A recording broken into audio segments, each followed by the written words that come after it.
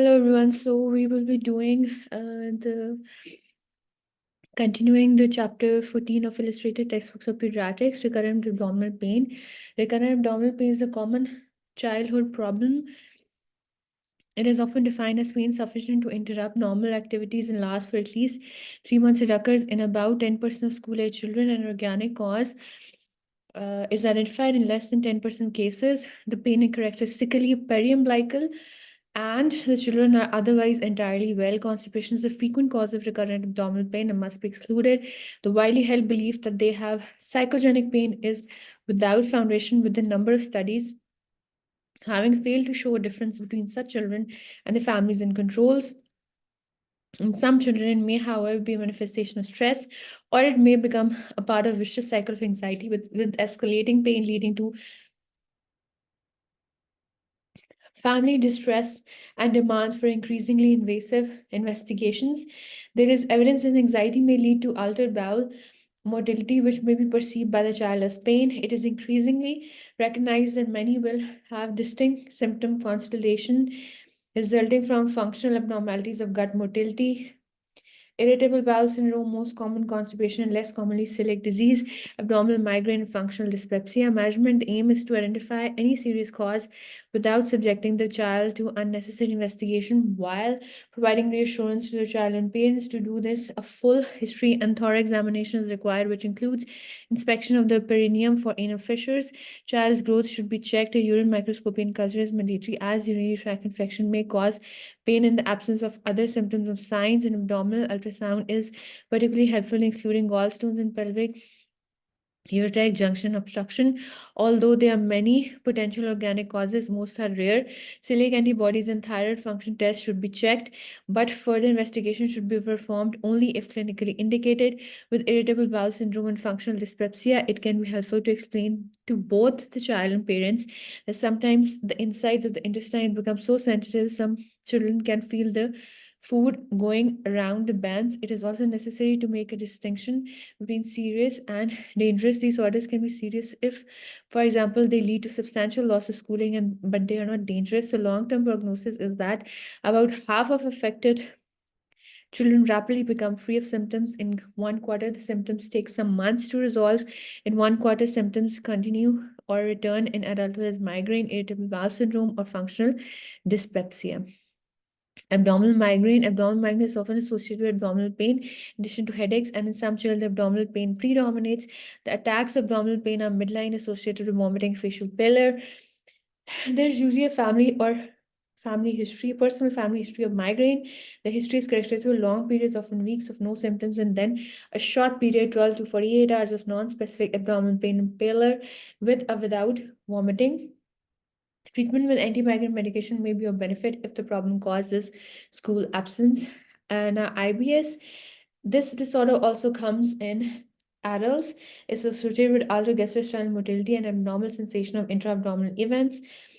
Symptoms may be precipitated by gastrointestinal infection. Studies of pressure changes within the small intestine of children with irritable bowel syndrome suggest that abnormally forceful contraction occurs.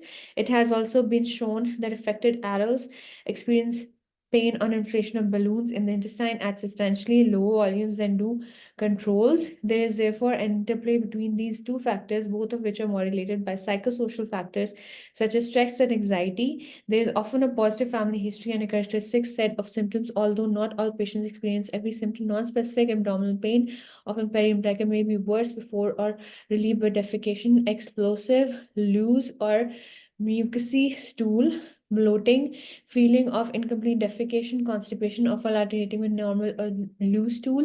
Some children and adults with irritable bowel syndrome have celiac disease, which is why celiac antibody serology must be checked. Peptic ulceration, gastritis, and functional dyspepsia. The greater use of endoscopy in children, identification of the gram-negative organism Helicobacter pylori in association with antral gastritis have focused attention on it as a potential cause of abdominal pain in children. In adults and probably in children, there is substantial evidence that H. pylori is a strong predisposing Factor 2, duodenal ulcer. Duodenal ulcers are uncommon in children but should be considered in those with epigastric pain, particularly if it wakes them at night, if the pain radiates through to the back, and when there is a history of peptic ulceration in a first-degree relative. H. pylori causes a nodular enteral gastritis, which may be associated with abdominal pain and nausea. It is usually identified gastric enteral biopsies. The organism produces urease, which forms the basis of a laboratory test on biopsies, and C13 breath test. Following the administration of C13 labeled urea by mouth, stool antigen of H. pylori may be positive in infected children. Serological tests are less reliable in young children but may be helpful in older children, children in whom peptic ulceration is suspected should be treated with proton pump inhibitors, for example, meprazole, and if investigation suggests that they have H. pylori, eradication therapy should be given amoxicillin, metronidazole, or clarithromycin. Those who fail to respond to treatment or those symptoms recur on stopping treatment should have an upper GI endoscopy, or if this is normal,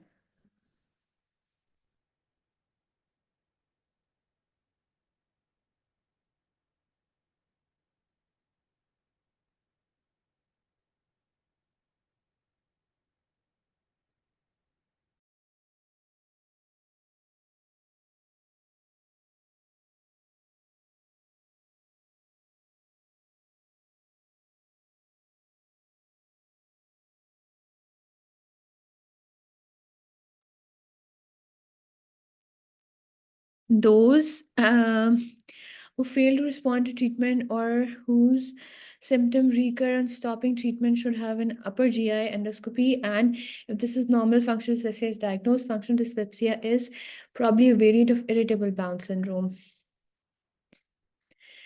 as well as having symptoms of peptic ulceration. Children with functional dyspepsia have rather more non-specific symptoms, including early satiety, bloating, and postprandial vomiting, and may have delayed gastric emptying as a result of gastric dysmotility. Treatment is difficult because some children respond to hypoallergenic diet. Eosinophilic esophagitis. Eosinophilic esophagitis is an inflammatory condition affecting the esophagus caused by activation of eosinophils within the mucosa and submucosa. It can present with vomiting, discomfort, or swallowing, or bolus dysphagia. When food sticks in the upper chest, it is probably an allergic phenomenon. Although the precise pathophysiology is unclear, it is more common in children with other features of atopy, asthma, eczema, and hay fever. Diagnosis is by endoscopy, where macroscopically linear furrows and trachealization of the esophagus may be seen, and microscopically eosinophilic infiltration is identified. Treatment is with swallowed corticosteroids in the form of fluticasone or viscous budesonide. Exclusion of diets may be of benefit in young children. Now, the summary cause and assessment: child with recurrent abdominal pain, more than 90%, no structural cause identified. In GIT, irritable bowel syndrome, constipation, non-ulcer dyspepsia, abdominal migraine, gastritis and peptic ulcer, eosinophilic esophagitis, inflammatory bowel disease, and malrotation. Gynecological dysmenorrhea, ovarian cyst, pelvic inflammatory disease, psychosocial bullying, abuse, stress, a small proportion of metabolically pancreatic hepatitis, gallstones, pancreatitis, urinary tract infection, pelvic junction, PUJ obstruction, symptoms and signs that suggest organic disease, epigastric pain at night, hemitemesis, duodenal ulcer, diarrhea, weight loss, growth failure, blood and stools, inflammatory bowel disease, vomiting, pancreatitis, jaundice, liver disease, dysuria, secondary enuresis, urinary tract infection, bilious vomiting, and abdominal distension, malrotation. Now, gastroenteritis, developing countries. Gastroenteritis remains a major cause of child mortality in developing countries. It is a cause of significant morbidity, particularly in younger children. In the UK, approximately 10% of children under 5 years of age annually present to health services with gastroenteritis and remains a common reason for hospital admission in young children. The most frequent cause of gastroenteritis in developed countries is rotavirus infection, which accounts for up to 60% of cases in children under 2 years of age, particularly during the winter and early spring. An effective vaccine against rotavirus is available. It has not been adopted into the National Immunization Program in the UK, but is given in many other countries. Other viruses, particularly adenovirus, norovirus, calicivirus, coronavirus, and astrovirus, may cause outbreaks. Bacterial causes are less common in developed countries, but may be suggested by presence of blood in stools. Campylobacter jejuni infection, the most common of the bacterial infection in developed countries, is often associated with severe abdominal pain. Shigella and some salmonella produce a dysenteric type of infection with blood and pus in stool. Pain and tenesmus. Shigella infection may be accompanied by high fever. Cholera and enterotoxigenic E. coli infection are associated with profuse, rapidly dehydrating diarrhea. However, clinical features act as a poor guide to the pathogen. The third cause of gastroenteritis is protozoan parasitic infections such as Giardia and Cryptosporidium. In gastroenteritis, there is a sudden change to loose or watery stools, often accompanied by vomiting. There may be contact with the person with diarrhea and or vomiting or recent travel abroad. A number of disorders may masquerade as gastroenteritis, and when in doubt, hospital referral is essential. Dehydration leading to shock is the most serious complication, and is prevention or correction is the main aim of treatment. Conditions that mimic gastroenteritis. Now, the box condition that can mimic gastroenteritis, systemic infection, septicemia, meningitis, local infection, respiratory tract infection, otitis media, hepatitis A, urinary tract infection, surgical disorders, pyloric stenosis, intussusception, acute appendicitis, necrotizing enterocolitis, Hirschsprung disease, metabolic disorder, diabetic ketoacidosis. The renal disorder includes HUS, hemolytic uremic syndrome, other celiac disease, cow milk protein allergy, lactose intolerance, and adrenal insufficiency. The following children are at increased risk of dehydration: infants, particularly those under 6 months of age or those born with low birth weight. If they have passed 6 or more diarrheal stools in the previous 24 hours, if they have vomited 3 or 4 more times in the previous 24 hours, if they have been unable to tolerate or not been offered extra fluids, if they have malnutrition, infants are at particular risk of dehydration because they have a greater surface area to weight ratio than older children, leading to greater insensible water losses. 300 ml per meter square per day, equivalent in infants to 15 to 17 ml kg per day. They also have higher basal fluid requirements, 100 to 120 ml per kg per day, 10% to 12% of body weight, and immature renal tubular reabsorption. In addition, they're unable to obtain fluids for themselves and thirsty. Assessment. Clinical assessment of dehydration is important but difficult. The most accurate measure of dehydration is the degree of weight loss during the diarrheal illness. A recent weight measurement is useful but is often not available and may be misleading if the child has clothes on or the different measuring scales are not accurate. The history and examination are used to assess the degree of dehydration as no clinically detectable dehydration, usually less than 5% loss of body weight. Clinical dehydration, usually 5% to 10% loss of body weight. Shock, usually more than 10% of loss of body weight. Shock must be identified without delay. Isonatremic and hyponatremic dehydration. In dehydration, there is a total body deficit of sodium and water. In most instances, losses of sodium and water are proportional, and plasma sodium remains within the normal range. Isonatremic dehydration, when children with diarrhea drink large quantities of water or other hypertonic solution, there is a greater net loss of sodium than water, leading to a fall in plasma sodium. Hyponatremic dehydration, this leads to a shift of water from extracellular to intracellular compartments. The increase in intracellular volume leads to an increase in brain volume, which may result in seizures, whereas the marked extracellular depletion leads to a greater degree of shock per unit of water loss. This form of dehydration is more common in poorly nourished infants in developing countries. Hyponatremic dehydration, infrequently water loss exceeds the relative sodium loss and plasma sodium concentration increases. Hyponatremic dehydration, this usually results from high insensible water losses. high fever or hot dry environment, or from profuse low sodium diarrhea, the extracellular fluid becomes hypertonic with respect to the intracellular fluid, which leads to a shift of water into the extracellular space from the intercellular compartment. Signs of extracellular fluid depletion are therefore less per unit of fluid loss, and depression of Fontenelle, reduced tissue elasticity, sunken eyes are less obvious. This makes this form of dehydration more difficult to recognize clinically, particularly in an obese infant. It is particularly dangerous form of dehydration. Water is drawn out of the brain and cerebral shrinkage within a rigid skull may lead to jittery movements, increased muscle tone with hyperreflexia, altered consciousness, seizures, and multiple small cerebral hemorrhages. Transient hypoglycemia occurs in some patients with hypernatremic dehydration. It is self-correcting and does not require insulin.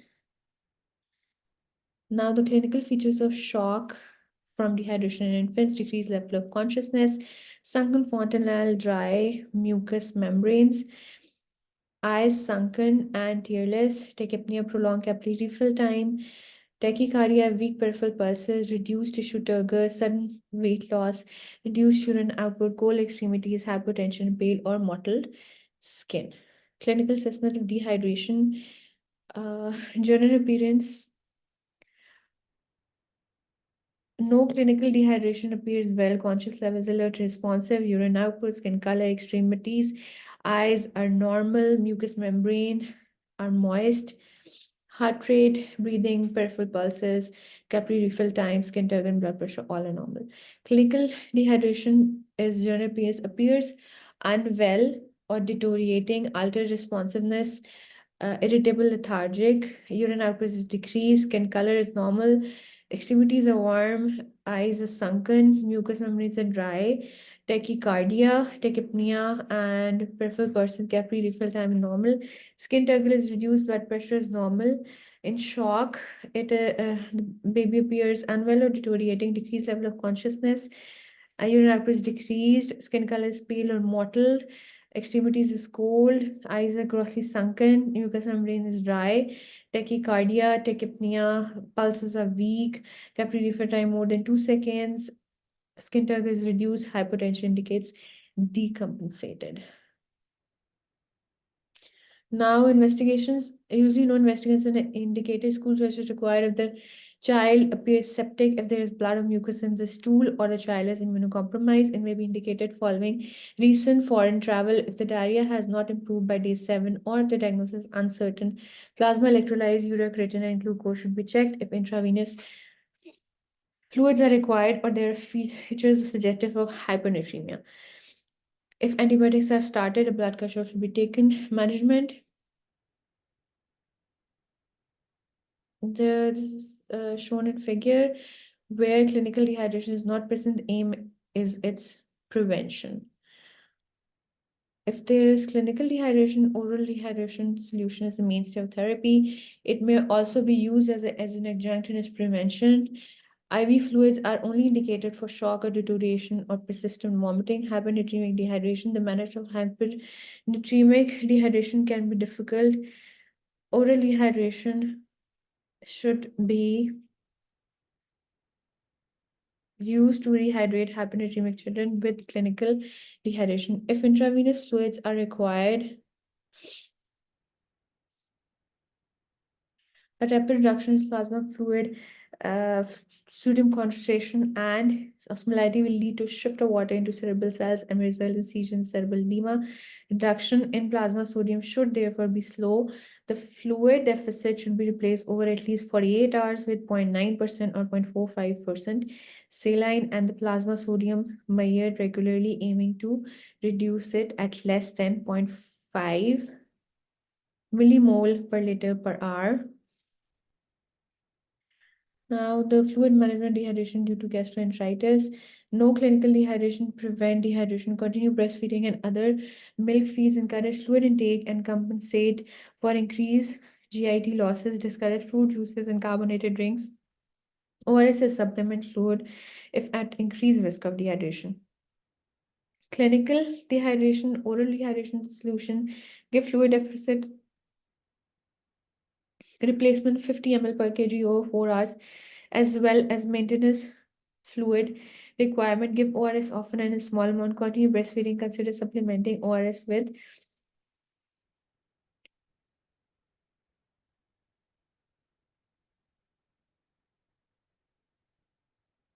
usual fluids if inadequate intake of ORS. If inadequate fluid intake or vomit persistently, consider giving ORS via NG tube. Deterioration or persistent vomiting. If it does not,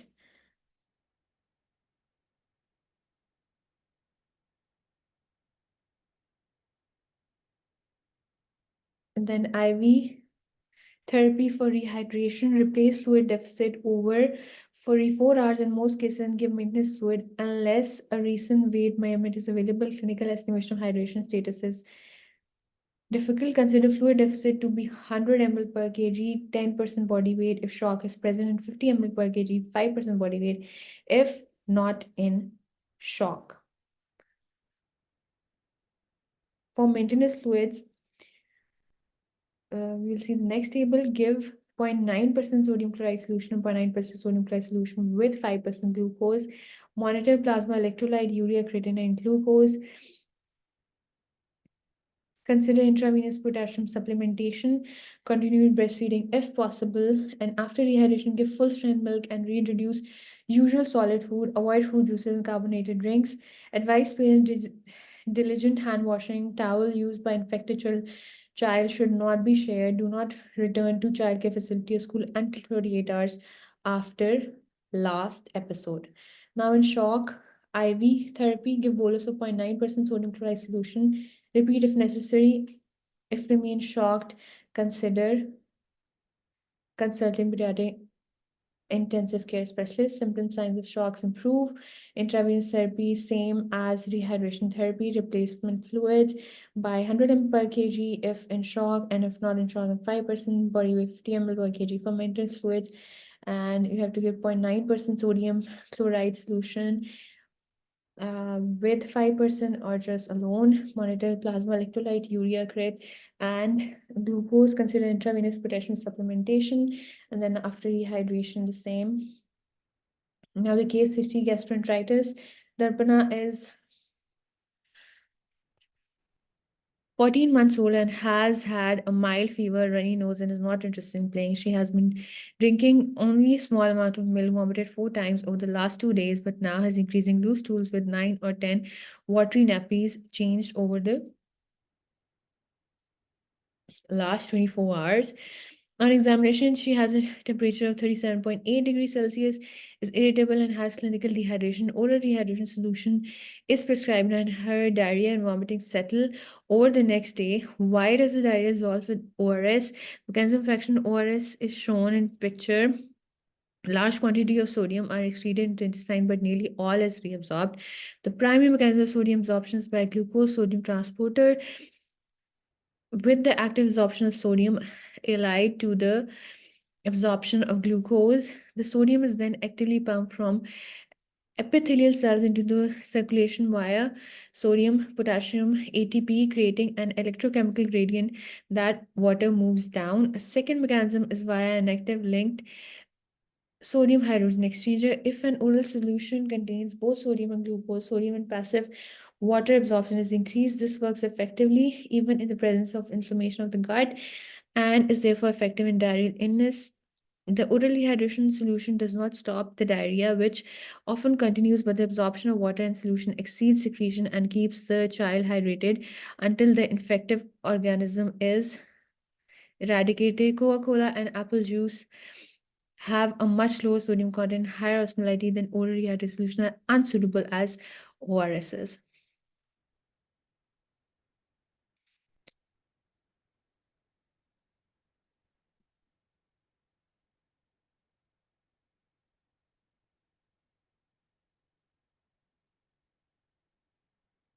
And now antidiarrheal drugs, loperamide, Lomotil, and antiemetics. There is no place for medication for the vomiting diarrhea of gastrointestinal children, as they are ineffective, may prolong the excretion of bacteria and stools, can be associated with side effects, add unnecessary to cost. Focus attention away from oral rehydration.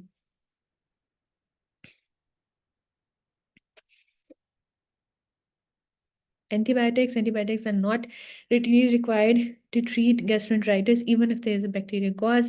They are only indicative for suspected or confirmed sepsis, extraintestinal spread of bacterial infection. For Salmonella gastroenteritis aged under 6 months in malnourished or immunocompromised children, or for specific bacterial protozoal infection, Clostridium difficile associated with pseudomembranous colitis, cholera, shigellosis, giardiasis. Nutrition in developing countries. Multiple episodes of diarrhea are a major contributing factor to the development of malnutrition. Following diarrhea, nutritional intake should be increased. Diarrhea may be associated with zinc deficiency, and supplementation may be helpful in both acute diarrhea and as prophylaxis. In gastroenteritis, death is from dehydration. Its prevention or correction is the mainstay of treatment.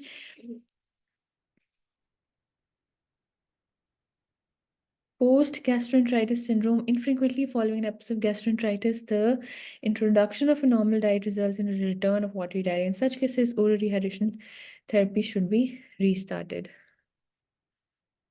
Summary: gastroenteritis results in death from dehydration of hundreds of thousands of children worldwide every year. Is mostly viral, but can be caused by Campylobacter, Shigella, Salmonella, and other organisms.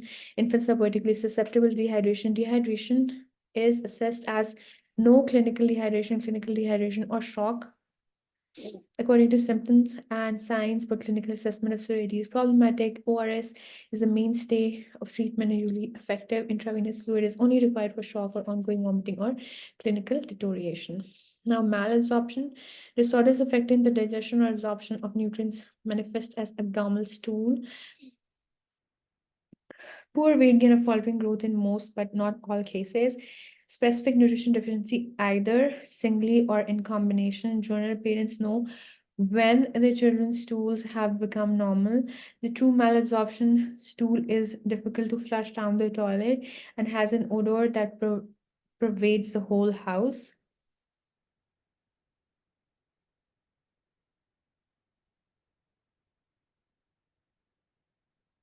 In general, color is a poor guide to abnormality. A reliable dietetic assessment is important.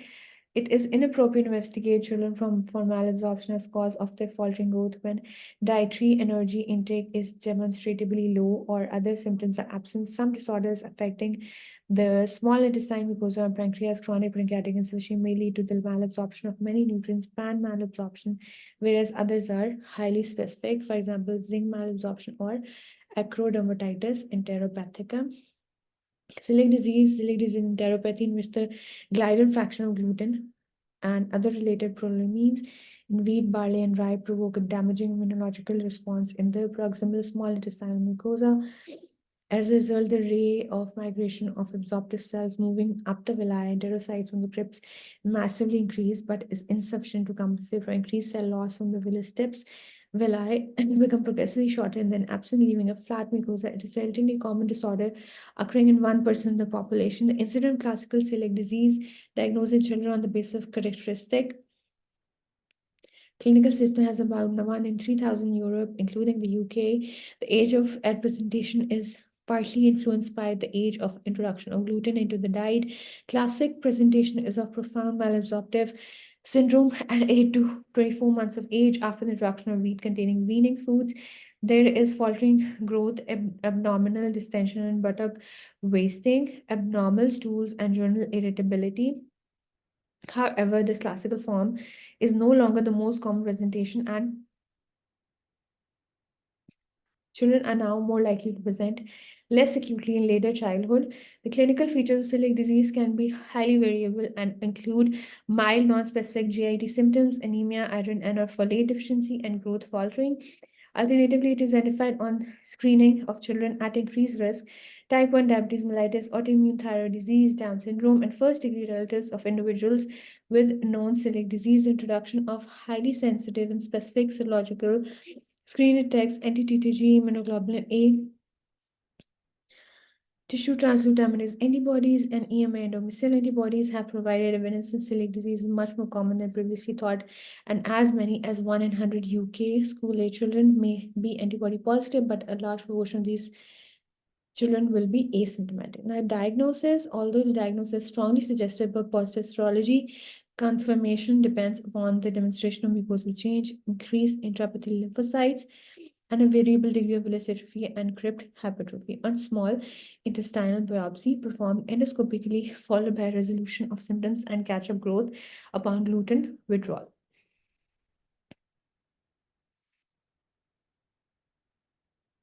Although there is no praise for empirical use of a gluten-free diet as a diagnostic test for celiac disease, strongly positive serological tests such as NTTG and EMA in symptomatic individuals may make the need for biopsy confirmation unnecessary in a small proportion of children following assessment by a pediatric gastroenterologist.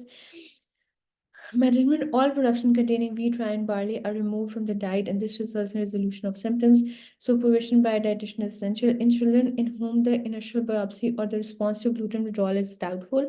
Gluten challenge may be required in later childhood to demonstrate continuing susceptibility of the small intestinal mucosa to damage by gluten. The gluten-free diet should be adhered to for life.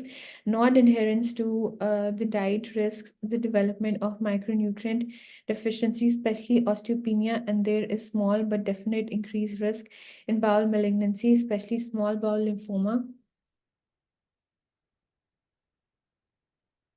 Now, the case history: classical celiac disease. This 2-year-old boy had a history of poor growth from 12 months of age. His parents have noticed that he tended to be irritable and grumpy and had 3 or 4 foul smelling stools a day. A neural biopsy at 2 years of age shows subtotal villus atrophy, and he was started on a gluten-free diet. Within few days, parents comment his mood has improved, and within a month, he was a different child. Subsequently exhibited good catch-up growth. Celiac disease causing wasting on the buttocks and distended abdomen, histology of renal biopsy, lymphocytic infiltrations, villus atrophy, and confirming celiac disease. Normal renal histology is shown for comparison. Growth chart showing faltering growth and response to gluten-free diet. Summary: gluten sensitivity enteropathy.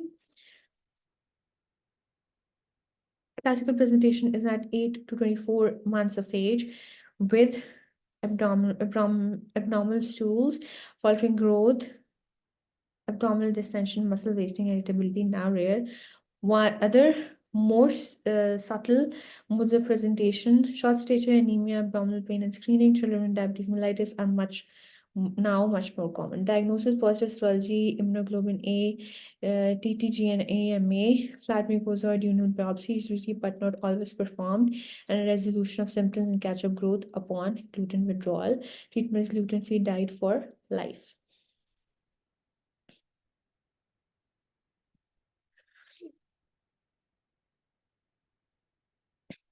Causes of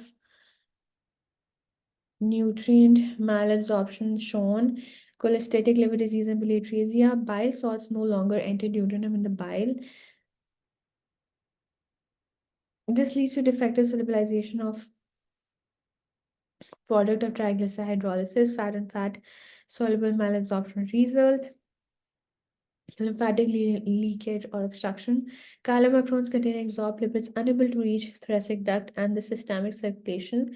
For example, intestinal lymphangiectasia, abnormal lymphatics, short bowel syndrome, small intestinal resection due to congenital anomalies or necrotizing enterocolitis leads to nutrient water electrolyte malabsorption, loss of terminal ileal function, for example, rejection or Crohn's disease, absent bile acid, vitamin B12 absorption, the exocrine pancreatic dysfunction, for example, cystic fibrosis, absent lipase, protease, and amylase leads to defective digestion of triglyceride, protein, and starch, pan-nutrient malabsorption, small intestine mucosal disease, loss of droplet surfaces area, for example, celiac disease, specific enzyme defect, transient lactase deficiency following gastroenteritis but is uncommon, specific transport defects, glucose galactose malabsorption, severe life-threatening diarrhea with first milk feed, ectodermatitis, enteropathic zinc malabsorption, also erythematous rash around mouth and anus.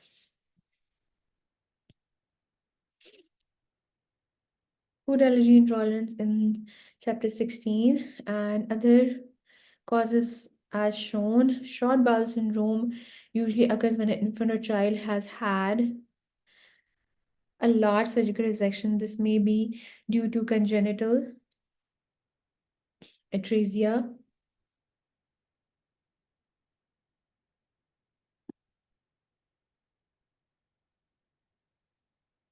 necrotizing enterocolitis, malnutrition with volvulus, or a traumatic event such as a road traffic accident, depending on the length and type of residual bowel ileum or duodenum and presence of ileocecal valves.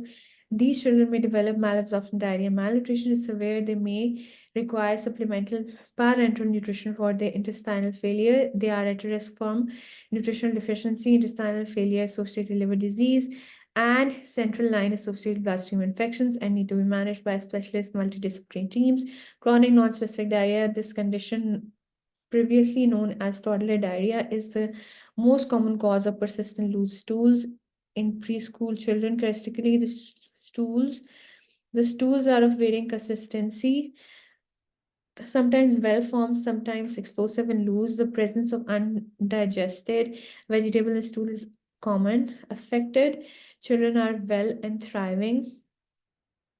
In a proportion of children, the diarrhea may result from undiagnosed celiac disease or excessive ingestion of fruit juice, especially apple juice.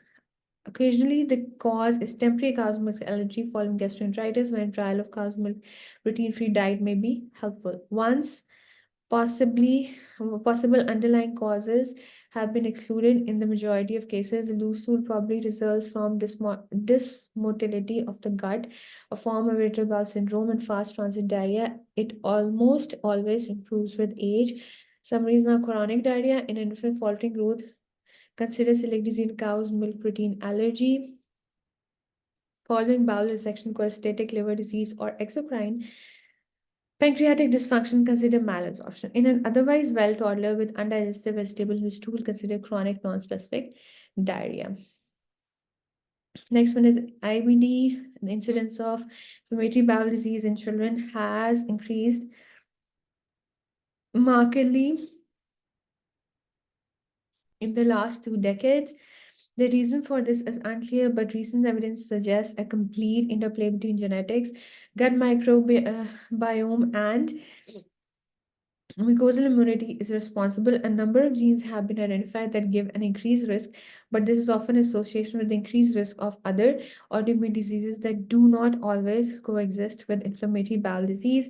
Approximately a quarter of patients present in childhood or adolescence, and in contrast with the adult population, Crohn's disease is more common than ulcerative colitis. Crohn's disease can affect any part of the GIT from mouth to anus, whereas in ulcerative colitis, inflammation is confined to the colon. Inflammatory bowel disease may cause poor general health, restrict growth, and have an adverse effect on psychological well-being. Management requires a specialist multidisciplinary team. Crohn's disease. The clinical features of Crohn's disease are summarized.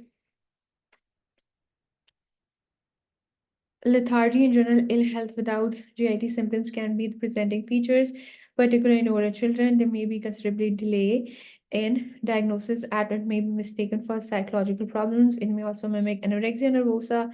The presence of raised inflammatory markers, platelet count, erythrocyte sedimentation rate, and C-reactive protein, iron deficiency anemia, and low serum albumin are helpful in both making a diagnosis and confirming a relapse. Crohn's disease is a transmural focal subacute or chronic inflammatory disease, most commonly affecting the distal ileum and proximal colon. Initially, there are areas of acutely inflamed, thickened bowel. Subsequently, strictures of the bowel and fistulae may develop between adjacent loops of bowel, between bowel and skin to other organs, for example, vagina, bladder. Diagnosis is based on endoscopy and histological findings on biopsy, upper GI endoscopy, ileocolonoscopy, and small bowel imaging are required. The histological hallmark is the presence of non-caseating epithelioid cell granulomata. Although this is now identified in up to 30% presentation, small bowel imaging may reveal narrowing, fissuring, mucosal irregularities, and bowel wall thickening. Remission is induced with nutritional therapy when the normal diet is replaced by whole protein modular feeds, polymeric diet for 6 to 8 weeks. This is effective in 75% of cases. Systemic steroids required if an infected relapse is common. Immunosuppressant medication as azathioprine, Mrcpch, and methotrexate is almost always required to maintain remission. Anti-tumor necrosing factor agents, infliximab and dalimumab, may be needed when conventional treatments have failed. Long-term supplemental enteral nutrition, often with overnight nasogastral gastrostomy feeds, may be helpful in correcting growth failure. Surgeries necessary for complications of Crohn's disease, obstruction, fistulae, abscess formation, or severe localized disease unresponsive to medical treatment, often manifesting growth failure. In general, the long-term prognosis for Crohn's disease beginning in childhood is good, and most patients lead normal lives despite occasional relapse in disease. Presentation of Crohn's disease in children, growth failure, puberty delayed, classical presentation 25%, abdominal pain, diarrhea, and weight loss. Journal ill health, fever, lethargy, and weight loss, extraintestinal effects, oral lesions, periintestine tags, or uveitis, arthralgia, erythema, nodosum. Growth failure and delayed puberty are features of Crohn's disease in children. Now, ulcerative colitis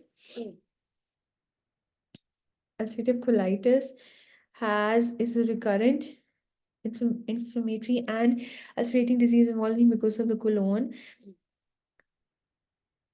Characteristically, disease presents with rectal bleeding, diarrhea, and colicky pain. Weight loss and growth failure may occur, although this is less frequent than in Crohn's disease. Extraintestinal complications include erythema nodosum and arthritis.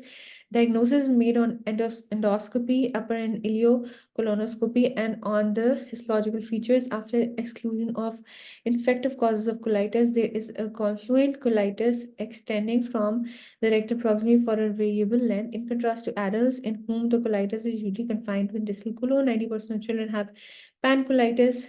Histology reveals mucosal inflammation, crypt damage, cryptitis, architectural distortion of abscesses, and crypt loss and ulceration. Small bowel imaging is required to check that extracolonic inflammation such as Crohn's disease is not present.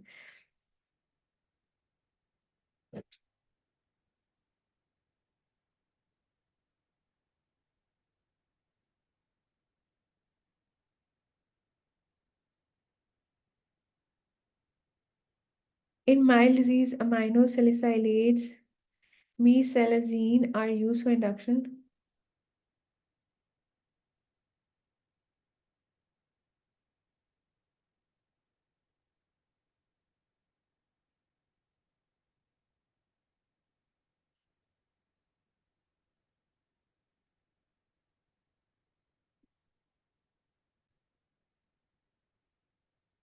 In mild disease, aminosalicylates, mesalazine are used for induction and maintenance therapy. Disease confined to the rectum and sigmoid colon radiate in children may be managed with topical steroids. More aggressive or extensive disease requires systemic steroids for acute exacerbation and immunomodulatory therapy. For example, azathioprine alone to maintain remission, or in combination with low-dose corticosteroid therapy.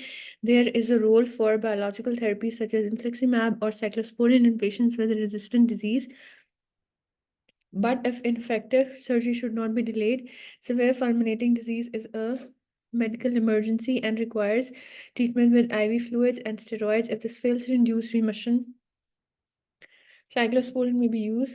Colectomy with an ileostomy or ileorectal pouch is undertaken for severe fulminating disease, which may be complicated by a toxic megacolon. Or for chronic, poorly controlled disease, there is an increased incidence of adenocarcinoma of the colon in adults, 1 in 200 risk for each year of disease between 10 to 20 years from diagnosis. Regular colonoscopic screening is performed after 10 years of from diagnosis. Now, constipation. Constipation is an extremely common reason for consultation in children. Parents may use the term to describe decreased frequency of defecation, the degree of hardness of stool, or painful defecation. Normal frequency of defecation is highly variable, varies with age.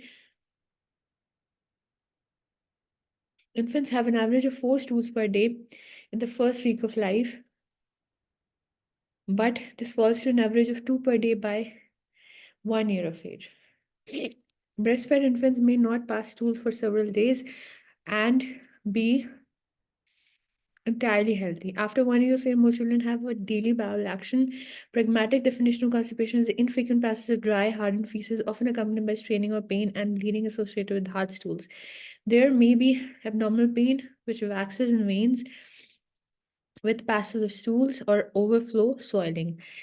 The constipation may have been precipitated by dehydration or reduced fluid intake or an anal fissure causing pain. In older children, it may relate to problems with toilet training, refusal, and anxiety, and opening about opening bowels at school or in unfamiliar toilets. Examination usually reveals a well child whose growth is normal, the abdomen is soft, and any abdominal distension is normal for age. The back and perineal area are normal in appearance and position. A soft fecal mass may sometimes be palpable in lower abdomen, but is not necessary for the diagnosis, as primary underlying cause for constipation is rare. And a number of underlying conditions should be considered: Hirschsprung disease, lower spinal cord problems, anorectal abnormalities, hypothyroidism, celiac disease, and hypercalcemia. Red flag symptoms and signs indicative of more significant pathology are detailed in box. Digital rectal examination should not be performed and may sometimes be considered by a pediatric specialist to help identify anatomical abnormalities or Hirschsprung.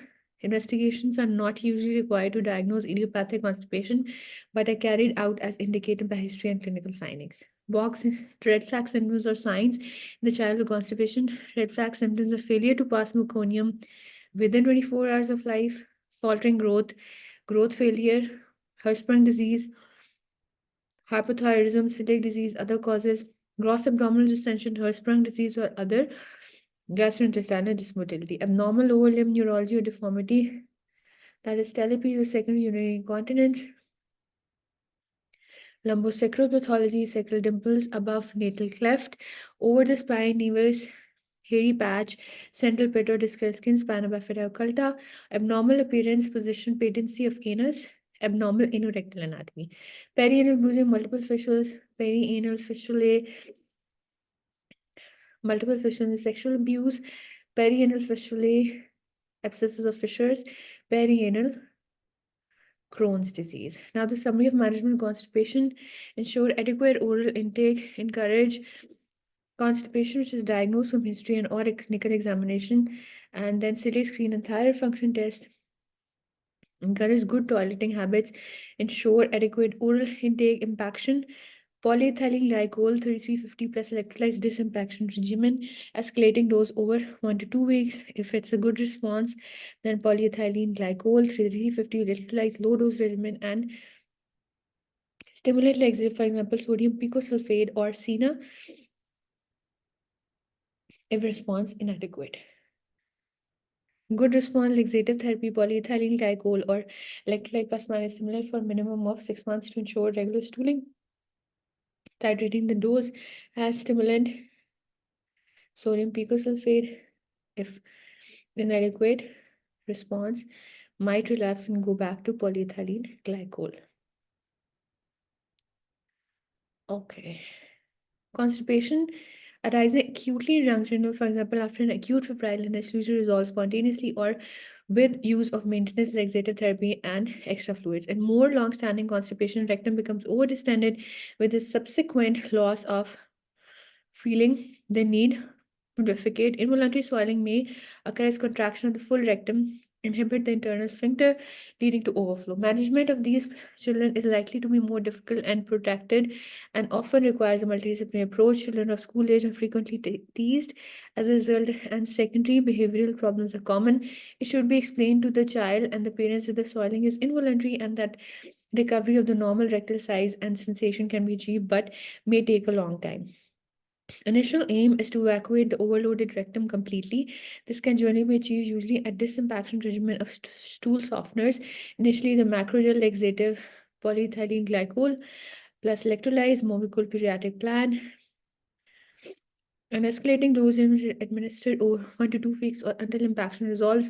If this proves unsuccessful, stimulant laxative, for example, SENA or sodium picosulfate, may also be required. If polyethylene glycol with electrolytes is not tolerated, an osmotic laxative, that is lactulose, can be substituted. Disimpaction must be followed by maintenance treatment to ensure ongoing regular pain-free defecation. Polyethylene glycol with or without a stimulant activity is generally the treatment of choice. The dose should be gradually reduced over a period of months in response to improvement in stool consistency and frequency. Dietary interventions alone are of little or no benefit in managing constipation in this situation. Although the child should receive sufficient fluid and a balanced diet, the addition of extra fiber that is not helpful may make stools larger and more difficult to pass. The child should be encouraged to sit on a toilet after meal times to utilize the physiological gastrocolic reflex and improve the likelihood of success. The outcome is more likely to be successful if the child is engaged in the treatment process. This requires exploring the child consent and motivation to change, sometimes use of behavioral interventions. A star chart is usually record and reward progress as well as to motivate the child. Encouragement by family and health professionals essential as relapse is common and psychological support is sometimes required. The mainstay treatment is the early aggressive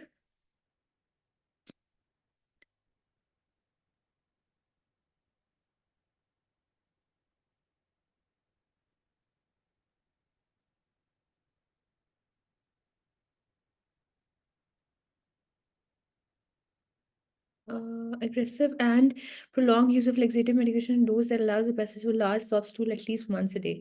One needs to emphasize that the use of laxative is safe, even long term, and as underuse is the common reason for treatment failure. Occasionally, the fecal retention is so severe that evacuation is only possible using enema or by manual evacuation under an anesthetic. They should only perform under specialist supervision, paying particular attention to avoiding distress and embarrassment for the child. Hirschsprung disease, absence of ganglion cells from the myenteric and submucosal plexus or part of the large bowel results in a narrow contracted segment. The abnormal bowel extends from the rectum from a variable distance proximally ending in a normally innervated dilated colon. In 75% of cases, the lesion is confined to the rectosigmoid, and in 10% entire colon is involved. Presentation is usually in a neonatal period with intestinal obstruction.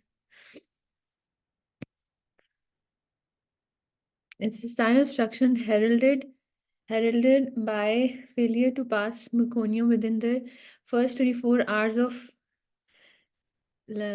life, abdominal distension, and later bile stain vomiting develop. Rectal examination uh, may reveal a narrowed segment withdrawal of the examining finger, often releases a gush of liquid fluid and flatus. Temporary improvement in the obstruction following the dilation caused by the rectal examination can lead to delay in diagnosis. This is a picture showing abdominal distension from Hirschsprung disease. Occasionally, infants present with severe life-threatening Hirschsprung enterocolitis during the first few weeks of life in late childhood. Presentation is chronic constipation, usually profound and associated with abdominal distension, usually without swelling. Growth failure may also be present. Diagnosis is made by demonstrating the absence of ganglion cells, together with the presence of large acetylcholinesterase positive nerve trunks on a suction rectal biopsy. Aneurysmal manometry or barium studies may be useful in giving the surgeon an idea of the length of the aganglion next segment, but are unreliable for diagnostic purposes. Management is surgical and usually involves an initial colostomy followed by an anastomosing, normally innervated bowel to anus. Now the summary: absence of myotomy plexus rectum and variable distance of colon. Presentation usually standard suction in the newborn period, following delay in passing meconium, later childhood profound chronic constipation, abdominal distension and growth failure. Diagnosis: sexual rectal biopsy. Thank you very much.